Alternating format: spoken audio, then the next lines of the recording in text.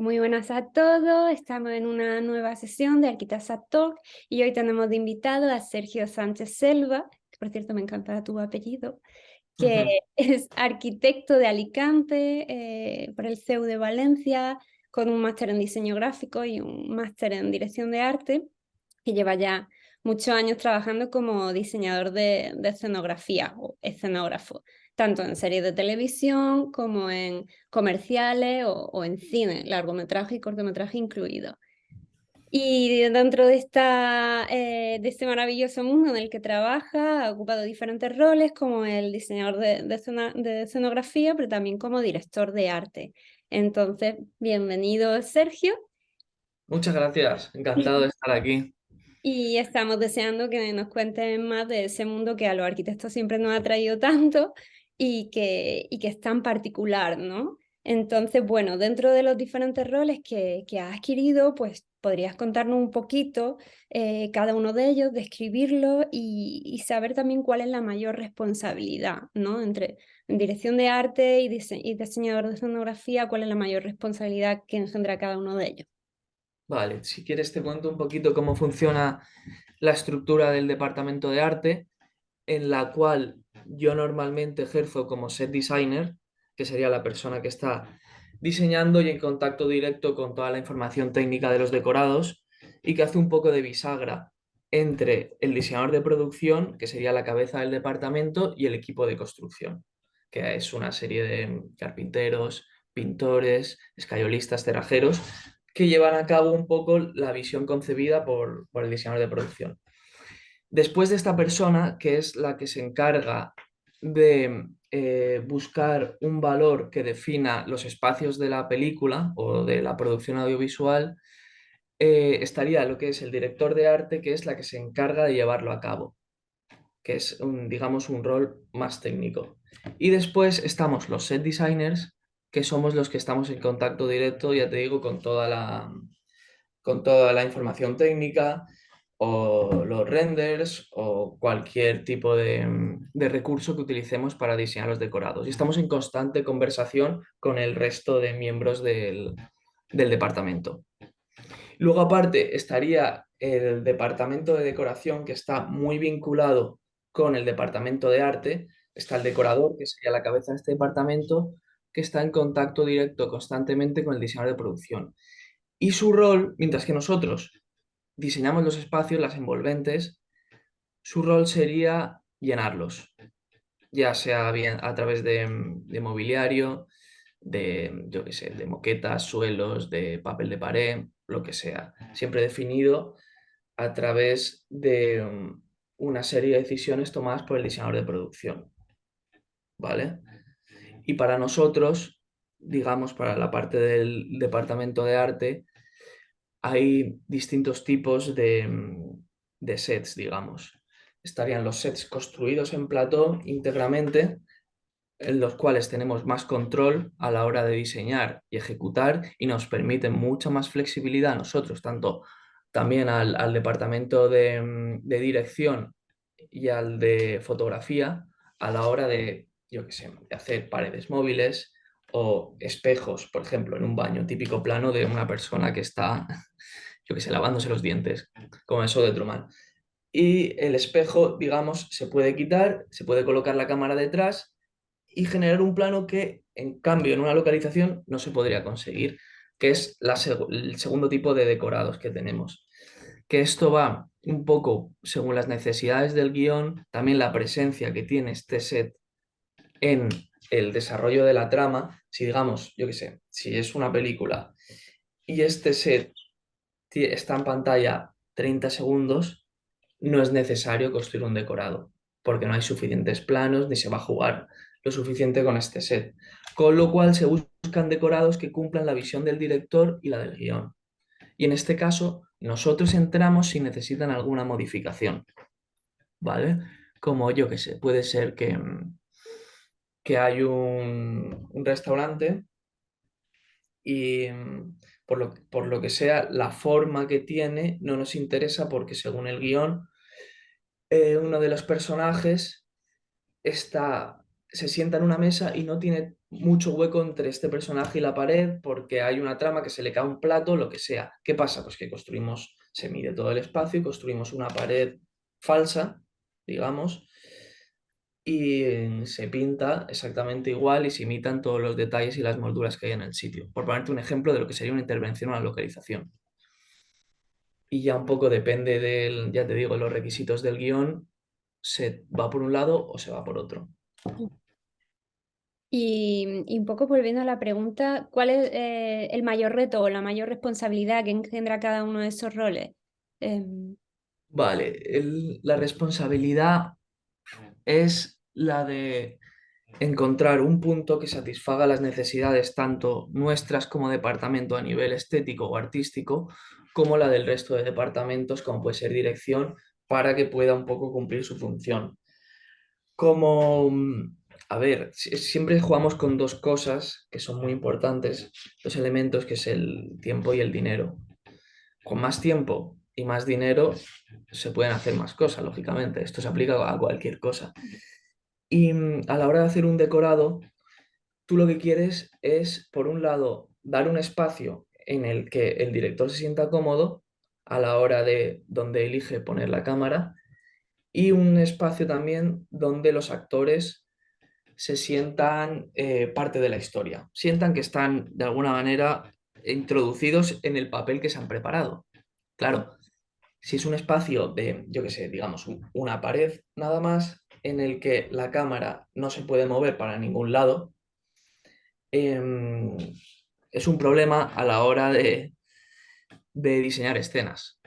Claro, no estás definiendo un espacio, o sea, estás definiendo un espacio muy concreto Ujú. y no estás dejando jugar al director de foto y a que el actor se sienta cómodo. Suele pasar mucho también con los props o el atrezo. Claro, si hay una nevera y de repente el director le da una acción al actor de que abra la nevera y coja un elemento, si dentro no hay nada, esa escena no se puede hacer. Y por un lado, también si la quiere improvisar el actor, tampoco la puede hacer, con lo cual vas limitando un poco todo el desarrollo artístico de sus labores. Ujú. No Imagino que sé. hay que sufrir conflictos también, ¿no? De qué se sacrifica. Claro, lo que pasa es que nosotros actuamos antes. Nosotros estamos desarrollando sets que se van a rodar la semana siguiente o en 2 semanas o en 2 meses, depende un poco de la complejidad del set. Con lo cual, siempre hay gente de nuestro departamento en rodaje, pero ya está todo construido, diseñado y listo para rodar. Así que si se llega al punto del rodaje y no está todo listo, pues ahí es donde surgen los conflictos. Claro. Y de estos dos roles de dirección de arte y de diseñador de escenografías que has trabajado en ambos, ¿cuál es el que a ti te llena más o con el que te identificas más? Depende un poco del proyecto, pero generalmente lo que yo más trabajo es el de diseñador de escenografía, diseñador de decorados, y es el que me siento más cómodo porque de alguna manera hay más control en el diseño y donde puedo utilizar todas las herramientas que tengo en mi mano para llegar al set final. Ujú. Claro, porque como tu formación es de dirección de arte, la gente podría preguntarse cómo se pasa un poco de dirección de arte a diseño, qué es lo que te puede atraer, ¿no? Y justo esa es la respuesta, el control, ¿no? Por ese detalle, ese elemento que se va a construir realmente. Quizá la Claro. dirección de arte es más conceptual. Es realmente una labor más de bisagra entre departamentos y se podría decir un poco el director de obra, que es el que lleva los planos a lo físico, Ujú. el que está en contacto también con el resto de departamentos. Ok. Hablando de planimetría, en tu web se pueden ver diferentes documentos de trabajo que utilizan, ¿no? Sobre todo de documentos gráficos. Y vemos que trabajas con, obviamente, planimetría técnica, pero también tienes sketches y tienes imagen digital, renderizado. Imagino que cada uno de estos, dejando de lado la planimetría, que obviamente es un documento necesario de trabajo, pero en cuanto a la fase de diseño o de proyección, ¿qué te permiten expresar o cómo te permiten explorar ese futuro espacio cada uno de estos documentos gráficos que utilizas?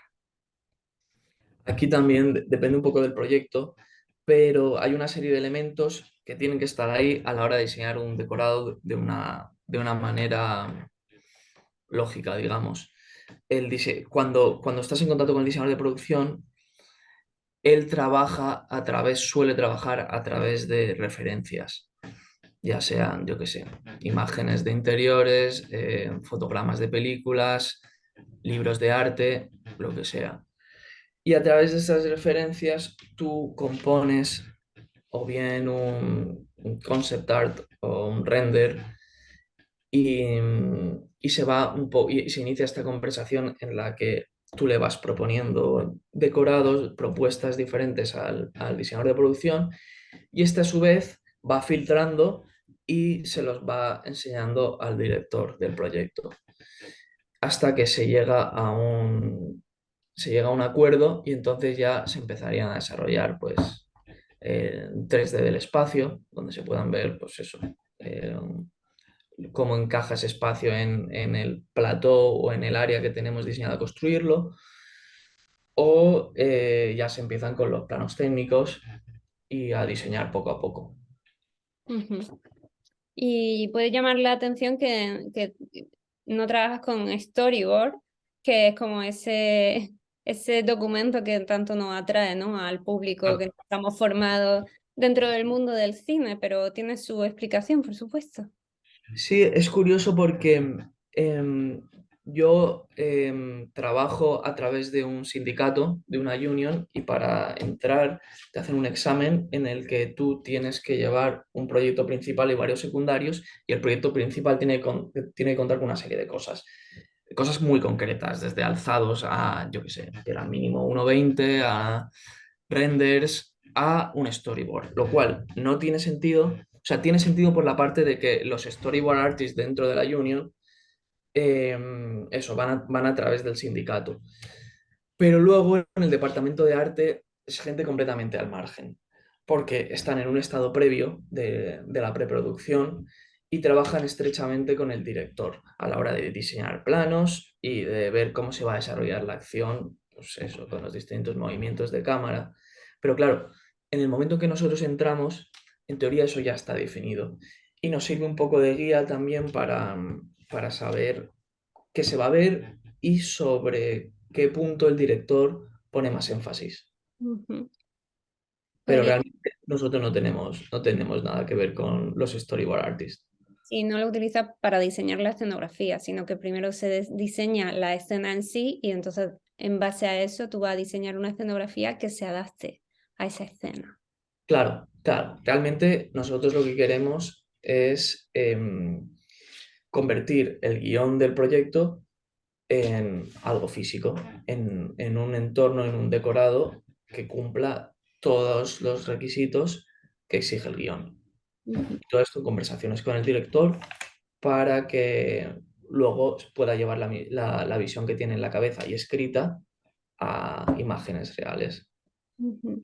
¿Y qué flexibilidad tienen esos diseños? Es decir, imagino que si en principio el storyboard se diseña para que, pues lo que has estado contando antes, ¿no? De aquí, de esta casa, se va a ver solamente esta esquina y tú proyectas esa parte de la casa para el movimiento de cámara que va a tener. ¿Qué ocurre si se introducen cambios sobre la marcha o no se introducen? Sí, claro que se introducen. En set suele haber un director de arte que está siempre detrás de la cámara mirando un poco las necesidades y si hago un cambio. Y también siempre hay al menos un carpintero y un pintor por si hay que modificar cualquier cosa. Pero, claro, o sea, se pueden modificar las cosas hasta cierto límite, pero a partir de ese límite ya no se puede hacer nada. O sea, si en rodaje deciden mover un sofá porque deciden que la escena se va a rodar en este otro ángulo, no hay problema. Pero si deciden que el espacio necesita ser más grande para la acción, no se puede hacer nada. A no ser que cambien el día de rodaje a otro posterior, pero si ya están rodando ahí, eso no va a pasar. Por lo que cuesta y por la gente que interviene, no es posible. Así que bueno, hay cierta flexibilidad, pero el director entiende que una vez se empieza a rodar, los cambios son mínimos.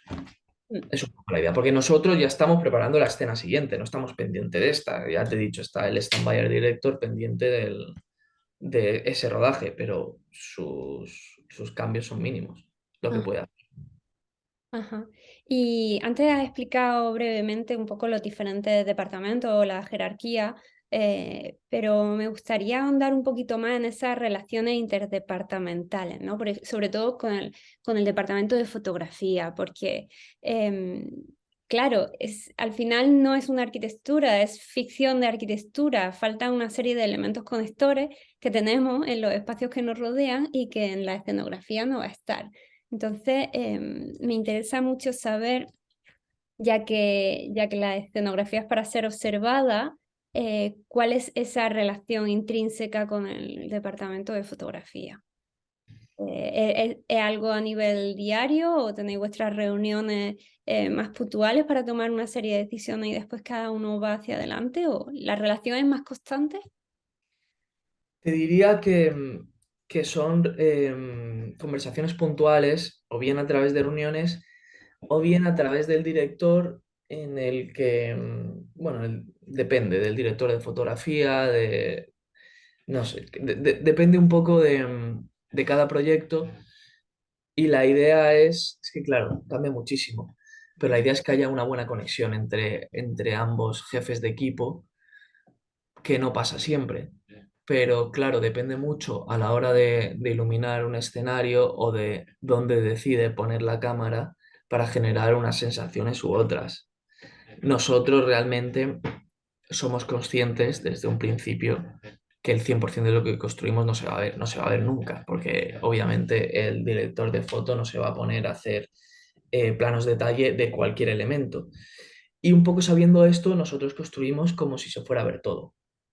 Y luego ya ellos deciden qué quieren rodar. Y claro, también depende de cómo el director quiera rodar un espacio, lo puede rodar de una manera más eh, más no realista, pero sí en el que el espectador sea consciente de sus dimensiones. Eso pasa mucho. Incluso hay veces que el director quiere ser tan evidente que lo que está rodando es un plato, que a veces tira un plano cenital, empieza a subir, subir, subir y se ve hasta las paredes. Bueno, el ejemplo más radical sería el de Dogville, ¿no? Claro, efectivamente, con todo pintado en suelo. Claro, ahí es un poco la decisión de Von Trier de cómo el decorado no es algo necesario a la hora de desarrollar un drama. Pero, claro, nosotros construimos como si se fuera a ver todo. Y a partir de ahí ya deciden lo que quieren rodar. Mm. Y eso, no sé si te he contestado un poco. Sí, sí, sí, totalmente. Pues sobre lo que nos acabas de contar, hay un par de cosas que has dicho que me gustaría poder profundizar un poquito más. Una ha sido sobre la emoción, y otra ha sido sobre que diseñáis para como si se fuera a ver todo, ¿vale? Y entonces me gustaría profundizar un poco en esas dos cosas.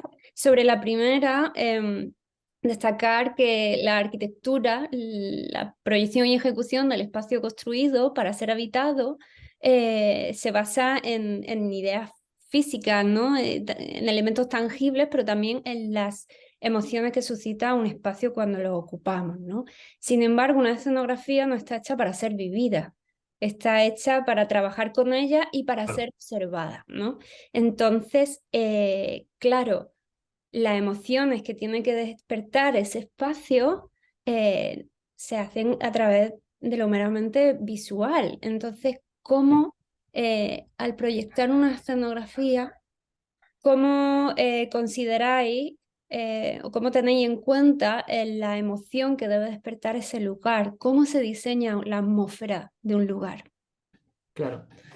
Em, el espacio que diseñamos, al final, como te he dicho antes, va un poco en función del guión y de las conversaciones con el director, un poco de lo que quiere generar. Así que siempre hay una serie de elementos a la hora de desarrollar ciertas emociones o provocar cualquier tipo de reacción en el espectador, como es la paleta de colores.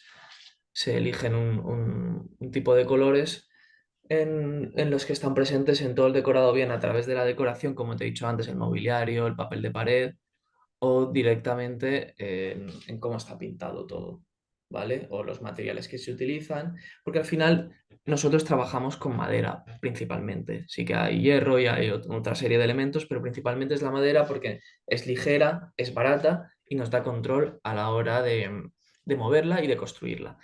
Y con esta madera nosotros podemos crear prácticamente cualquier material, desde, yo qué sé, desde alabastro hasta hierro o lo que sea. Así como son decorados efímeros que van a rodarse cierto tiempo, al final con unos artistas que tenemos que son los scenic designers o los pintores, son los que llevan a cabo cada material.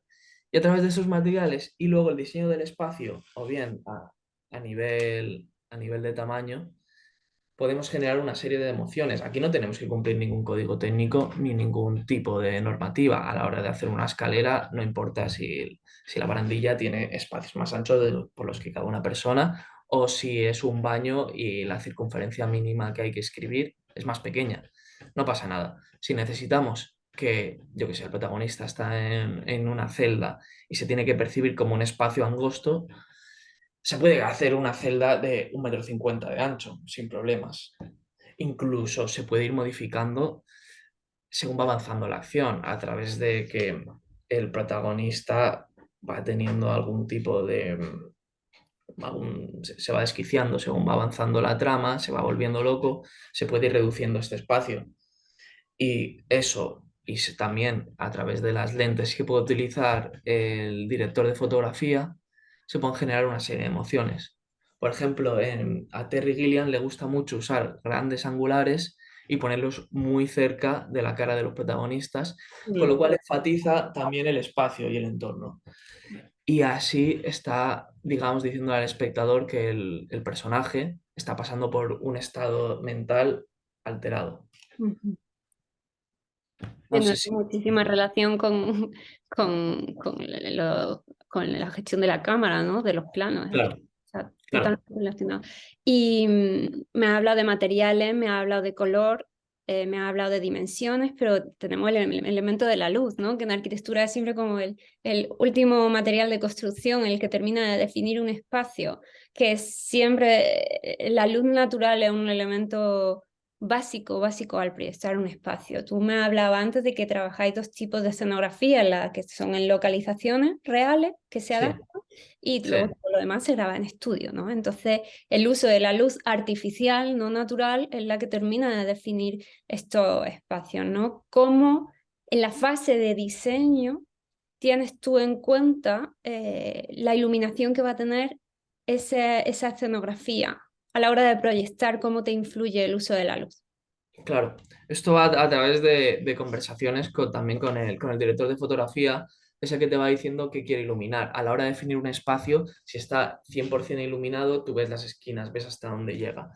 Pero si se decide que se tiene que percibir como un espacio onírico, un espacio en el que no entiendas dónde termina, si es un espacio infinito, simplemente con oscurecer lo que es todo el entorno y todas las paredes que rodean al protagonista, tú no ves hasta dónde llega. Y esto es a través de conversaciones con el director de foto. Y luego es necesario la luz a la hora de dar realismo a un espacio, los distintos puntos de luz.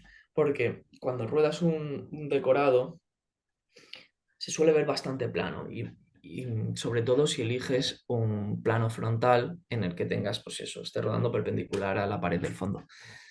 Así que aparte de dar cierto movimiento, se suelen utilizar distintos puntos de luz, que eso es sobre lo único que nosotros tenemos control en nuestro departamento, aún así tiene que pasar por todo el departamento de eléctricos para que puedan controlarlos a la hora de rodar.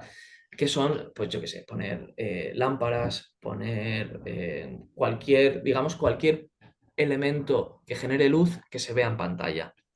Ahí es donde nosotros intervenimos y cuantas más capas haya entre la cámara o el espectador y el fondo, más profundidad le da al espacio. Ajá. Porque claro, nosotros como espectadores vemos lo que la cámara nos deja ver y si la cámara es estática y no hay elementos, o bien de decoración o bien de luz, como estaba diciendo, se suele ver bastante plano. Ya. Y digamos que la mejor dirección de arte o los mejores decorados son los que no se notan. Los que se perciben como si fuera un espacio real y simplemente han ido ahí a rodar. Hay un montón de películas y un montón de series donde todos los decorados son construidos en plató, yo qué sé, a 3.000 kilómetros de donde se supone que se está rodando. Y luego y te sorprenderías de que realmente son todos falsos. Y me he recordado un poco lo que estabas diciendo antes de que a los actores también les gusta sentirse que están en el ambiente en el que para el papel al que se han preparado, ¿no? Y me estaba acordando de una entrevista, no me acuerdo a qué actor, quejándose de la evolución del cine, que ahora se trabaja tantísimo con croma, ¿no? Que ya antes Claro, se utilizaba para elementos concretos, ¿no? Para esquinas concretas, ¿no? O claro, zonas en las que tenías que meter ahí una imagen digital, pero ahora hay películas enteras que son 100% en pantalla verde, ¿no? Y decían, imagínate tener que estar haciendo como que hablas con alguien o que miras hacia una ventana y todo lo que te exacto, rodea en color plano, ¿no? Sí, claro. Como cuando ves el making of de Juego de Tronos y ves a la actriz con un palo de una escoba y en la punta de la cabeza de un dragón. Y se claro, supone que va volando con eso. Claro, eso es difícil, pero yo entiendo que ciertas cosas solo se pueden hacer si son digitales. claro, Nosotros también estamos bastante conectados con el departamento de efectos visuales, que son los que hacen todo el CGI, los fondos. Pero hay una serie de conversaciones previas en las que se decide qué se va a construir y qué se va a generar a través de ordenador. Siempre todo el espacio donde interactúan los actores, lo que tocan, por donde se mueven, lo que está cercano a la cámara, tiene que ser construido, porque no puede tocar nada que no existe, a no ser que sea algún elemento, pero siempre necesita algo en la mano, o algo que lo simule. Pero, claro, al final es un tema de dinero, es lo que resulta más barato para la producción. Si construir un fondo de un castillo, una pared, yo qué sé, por decirte algo, una pared de 12 metros de una muralla, es más barato hacerlo con ordenador, se va a hacer con ordenador. Pero sí, yo creo que siempre va a hacer falta construir elementos. Cuando se rueda una película de época en una ciudad moderna, eh, normalmente lo que se suele hacer, se busca algo que a través de la perspectiva o que tenga ciertos elementos que recuerden un poco a lo que se quiere rodar y se suelen modificar la planta baja de todos los edificios cercanos. Y de la planta baja hacia arriba se suele añadir con ordenador. O sea que, bueno, siempre es encontrar una síntesis entre ambos departamentos sin perjudicar demasiado a los actores. Ahora se está usando también mucho, sobre todo desde la serie de Mandalorian, se utilizan unas pantallas digitales con entornos generados en 3D que se están viendo según se van moviendo y claro, ahí eso no es una pantalla verde en la que no veas lo que se va a añadir después. Estás viendo directamente el fondo de una cueva o de un desierto o de lo que sea. Y lo bueno de estas pantallas es que también iluminan. Tú pones un punto de luz en la pantalla, al final es luz blanca y ilumina más que luz oscura. Bueno, son nuevos elementos que se van incorporando a la hora de desarrollar un proyecto audiovisual. Ahora mismo es muy caro y lo pueden hacer series carísimas como The Mandalorian, pero yo supongo que con el tiempo se irá abaratando y se podrá incorporar más. Bueno, mientras cada uno tenga su parcelita, podremos seguir existiendo y cohabitando todos juntos.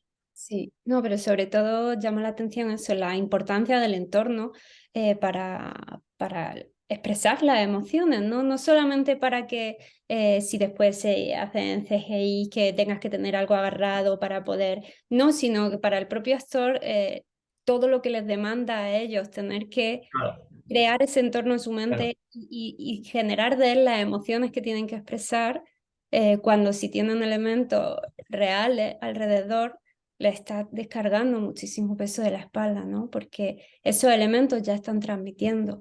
Y antes has dicho una cosa que me gustaría ahondar un poquito más, que era sobre lo que se ve, ¿no?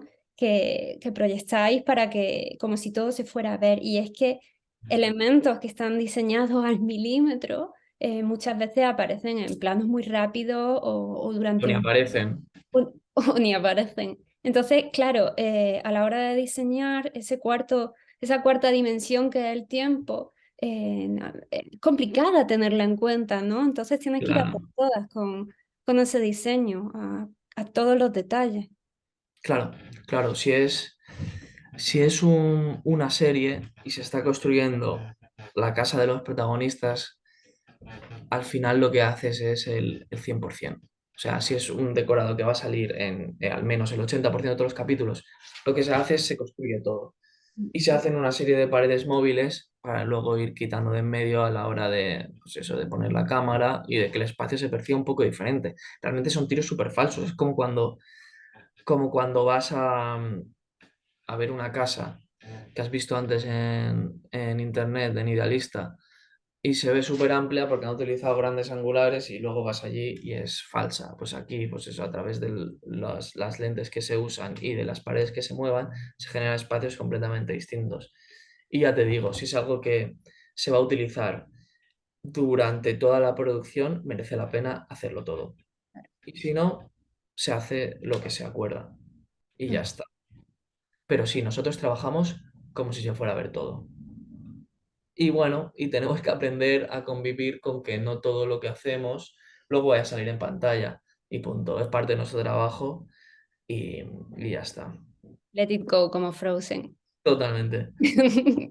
Y sobre este carácter efímero que tienen las construcciones, ¿cómo es después esa gestión de residuos? Imagino, porque supongo que no se pueden almacenar la mayor parte del material que se produce. Bueno, por lo menos esto me comentó una persona que trabaja en el departamento de arte con Wes Anderson.